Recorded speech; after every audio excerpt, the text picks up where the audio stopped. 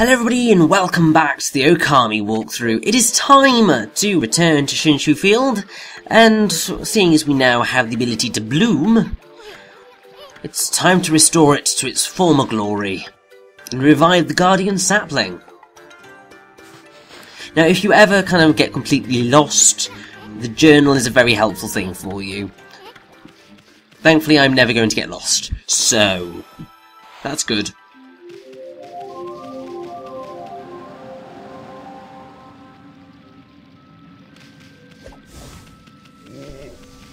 Now, obviously, we have the nameless man here. I'm not quite sure what he is supposed to be based on.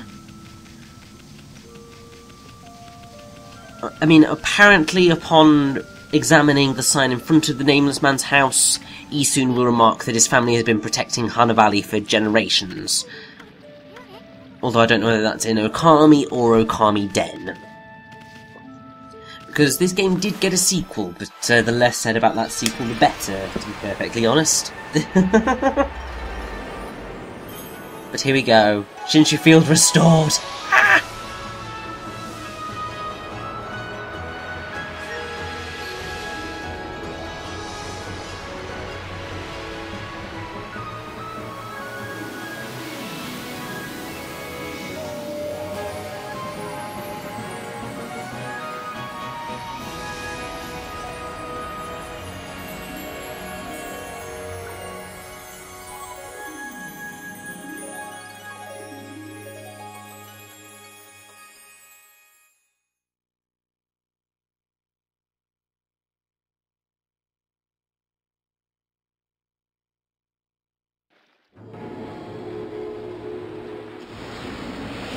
And so we get 30 praise, and,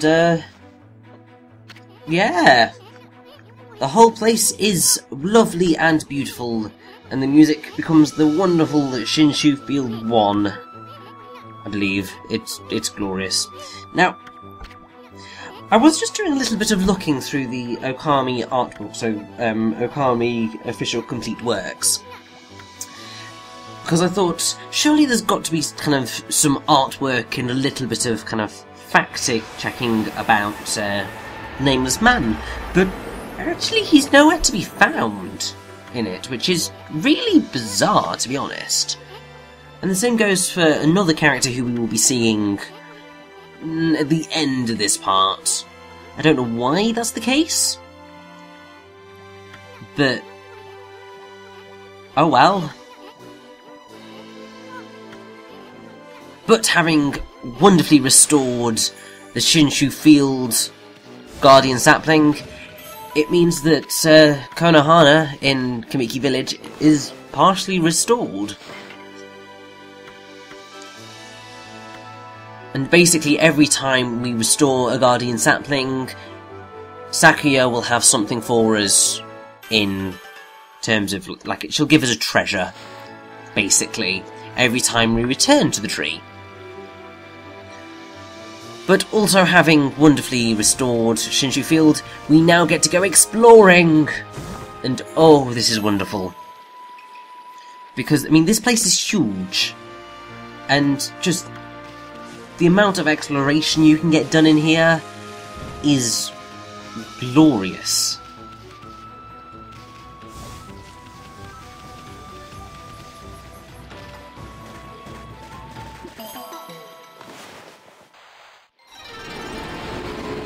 Now, apparently with Shinshu Field there is also another kind of pun going on. So obviously there's the pun of Ōkami, of Great God, but also Great Wolf, and so on and so forth. But the characters involved in Shinshu are apparently a pun on the real character's pronunciation or something along those lines. So there's something which I think reads Kami, which I'm not sure about, so literally God the Supernatural. Oh, okay, so Kami and Shinji or Shinji-ru, have the onyomi pronunciation of Shin. So, I think, yeah, something along those lines. And basically the pun-on character in this case is used in reference to the divine link between nature and army. Yes, here's me trying to do wonderful etymological musings to fight the fact that I have absolutely no idea about how Japanese works. Oh, it's something I really want to learn at some point in the future, because it's great. I love Japanese. But I should probably point out that what we entered here is a demon gate. Basically, it's one of those huts. You enter it, you get thrown into a battle, you complete that battle, you will get a collection of praise. Well, devil gates. There we go, not demon gates. Same thing. Now, this is one of the... Well, sometimes you'll get a chest, sometimes you will just get... Well, you'll get animals, sometimes other things... But you're going to want to try and complete every single devil gate if you can. Because completing them gives you praise, and praise is helpful. Also, it means that you actually get quite a lot of money. Particularly if you go and do well, there are some really challenging devil gates right near the end of the game, and completing them... Well, it's part of the thing that you're going to have to do if you want to get 100%. But also, they give you a lot of money and quite a bit of praise, if I recall correctly, but I'm not 100% sure on the praise side of things. I just know that they give you stray beads. And for those of you wondering, yes, I will be doing them. Yes, I went insane, but you will have to wait and see to go there.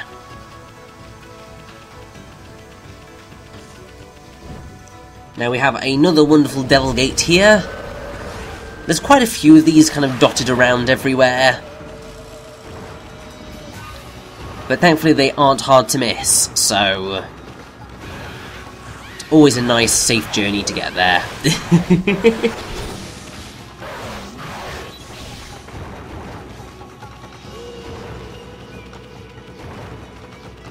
Now, I don't know whether there's any actual... Yes, there doesn't seem to be any of the art for Shinshu Field, which is a little bit odd if you ask me. Because I would have thought that there would be, but they didn't seem to include any. Which is a shame, because Shinshu Field is absolutely gorgeous. They do have a little bit about kind of when it was cursed Shinshu Field. And there's a little bit about the surrounding area of the Moon Shrine, but we haven't headed there yet.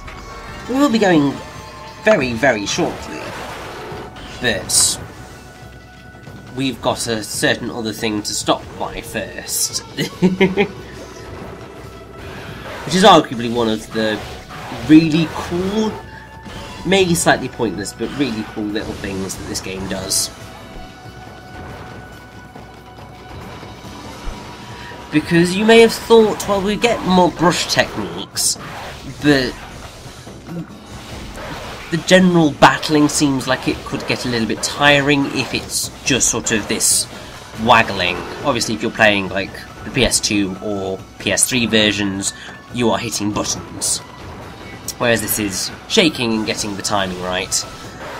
Which, yeah, still can't say I'm 100% a fan of, but what can you do?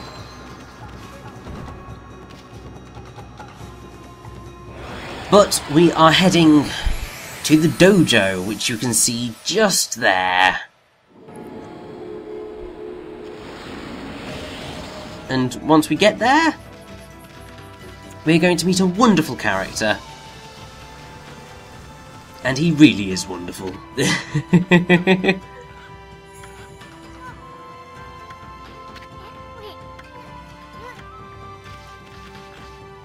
obviously, first order of business is we have to feed the pigs.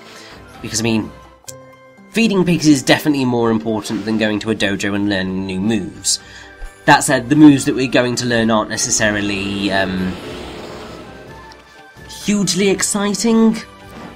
So, either way, here we have Onigiri-sensei, who is really quite awesome. So, an onigiri is a rice ball, which is obviously a very popular thing in Japan. I think most commonly known kind of because of the triangular rice balls that appears so commonly in anime. But the main reason for loving him is because of his pose that he just did there. Because it's exactly the same poses as Beautiful Joe when he first transforms. So Onigiri-sensei literally does the Henshin a Go-Go baby, which is just wonderful. And even better, the fact that you have the shift from onigiri is rice ball. There's a pun going on here, as you probably figured by the fact that this game is literally...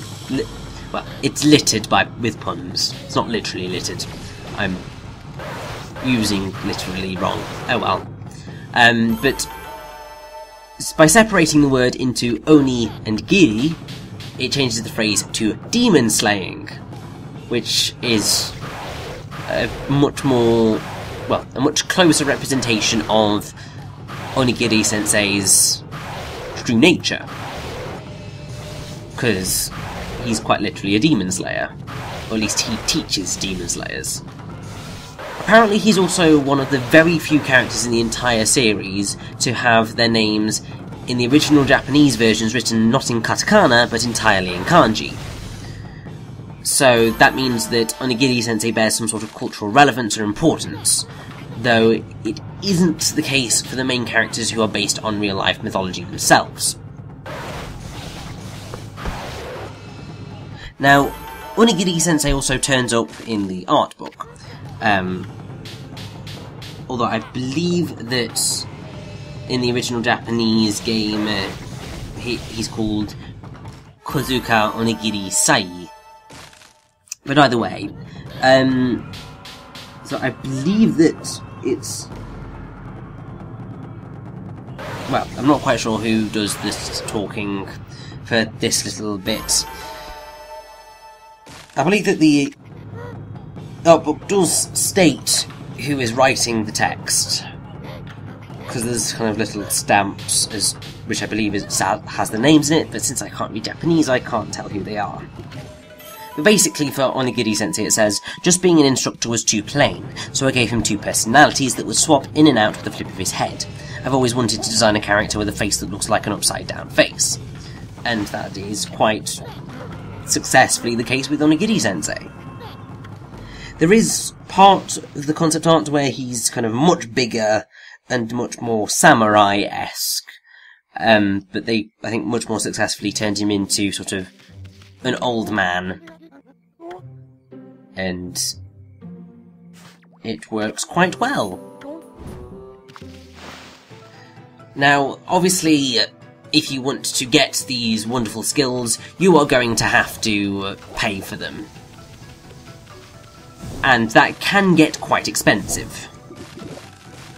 And I do mean it can get very expensive, especially some of the later moves. I mean, there's one technique which costs... oh gosh. I think it's like 2 million yen? And if you look at how much yen we've got at the minute, and then think, 2 million. Yes, that's quite a lot of yen. And it's definitely not worth it. It's so ridiculously not worth it. But, oh well. Now, this is something that's a slight boob on my part. So, the game wants you to do 3 things after you have restored the land. One is head to the pier heading towards Agata Forest, which is going to be our next location. The other is head to the Moon Cave, and I believe the other is have a look at Tama's place. So Tama's place is just over there. We are heading to the Moon Cave right now. Yes, as you can see there, it points it out on the map for us.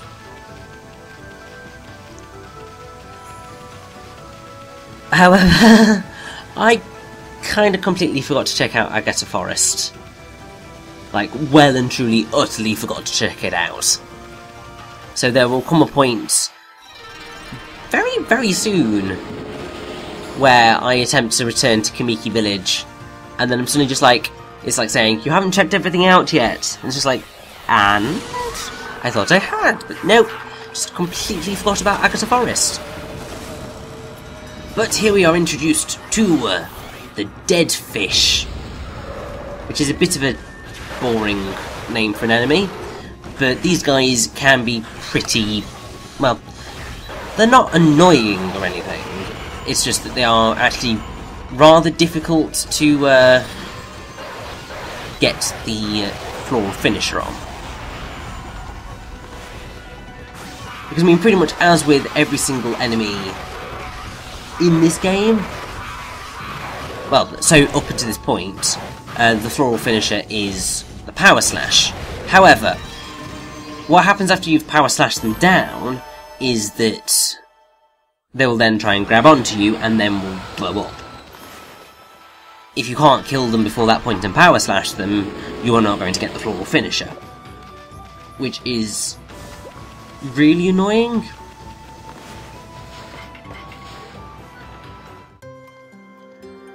However, it is possible to do some rather nice little cheesing techniques to get demon fangs off of them if you learn some skills that you get much later on.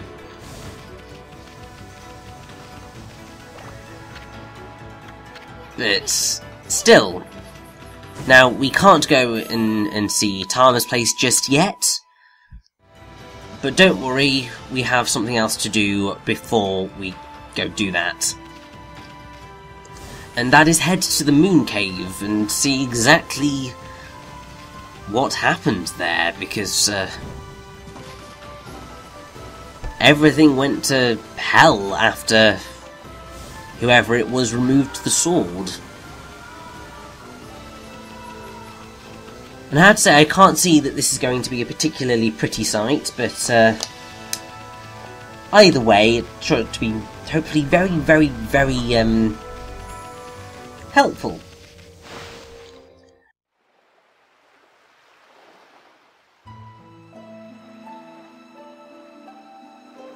Now, something that they tried to do with the Moon Cave is that they tried to give it a very intimidating feel that make you want to turn around and leave the moment you've entered inside. So, I mean, since you spend most of the first half of the game running around adventuring in different lands, they kind of wanted to make sure that this left an impression on you, and I have to say, it really does, because it's quiet and really unsettling.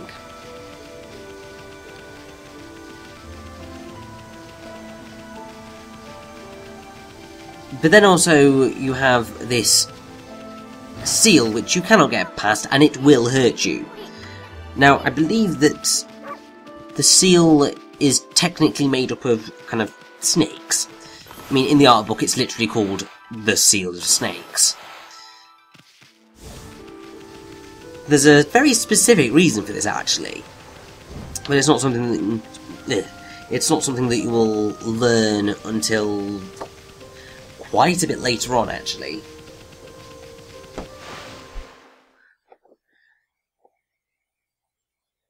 But it's a very nice little touch that they have made by making that seal up of snakes. But either way, here is our next character in Shinshu Field, Mika, who is a Shinto priest. So, Japanese name is Mikazuki, and Shinto priest is Kanushi. Now, what's quite cool is that, well, Mika is one of the only notable Shinto priests in Ōkami, and his attire is very similar to somebody else's, except for the colour and the headgear. So his headgear resembles the Moon Shrine, actually, which is quite cool. And also he wields the Gohei, which is that stick thingy, which is used in Shinto rituals. Now what he has just given us there is a list of enemies, and we have to go and kill them. And doing so will get us a really nifty prize, so it's certainly worth doing. And pretty much that's what we're gonna head out and do, so let's go kill things. Yay!